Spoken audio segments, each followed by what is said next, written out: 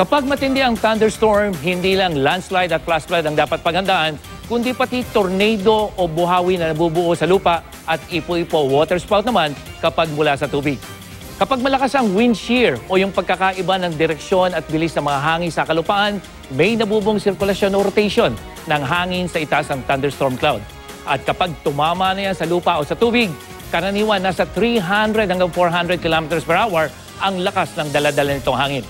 Mas malakas pa yan sa super typhoon kung pagbabasihan ang tropical cyclone classification.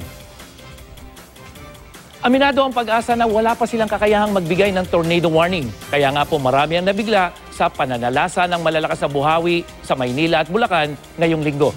Nakatutok si Cesar Apolinario. 3 minuto ang itinagal ng buhawing nanalanta sa Maynila nitong linggo. Naku, Diyos ko po! Nilipad ang ilang kabayan sa Tondo. Sinira ang ilang establishmento sa Sampaloc. Yung mga yero.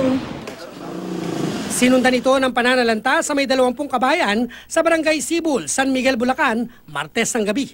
Na nagdulot ng pangamba sa maraming residente. Pero kahit lubhang mapaminsala ang buhawi o tornado, aminado ang Pag-asa na wala pa silang kakayahang makapagbigay ng babala o tornado warning. Unang-una, rare ang tornado, no? So, hindi ganun kalaki yung data na makukuha natin para mapag-aralan natin ito ng gusto. Pangalawa, yung Doppler radar natin, karamihan dyan, medyo bago pa lang. Sa ngayon, datos mula sa nakakalap ng storm chasers ang kanilang pinag-aaralan. At ang nakuhang images ng Doppler radar sa 2 lugar bago ang pananalanta ng buhawi. Ang tumama sa Tondo at Sampaloc, maaari raw mula sa severe thunderstorm sa Manila Bay. Ibang imahe naman ang imahe sa Bulacan na nakita sa Doppler radar. Kapansin-pansin daw ang kulay pulang imahe na nangangahulugang malamig na temperatura. Pasado las 9 ng gabi, nagsimula ring mamuo ang puting imahe na pinaniniwalaan nilang naging buhawi. Pero kahit may mga datos daw na ganito, Talagang binubusisi natin ito.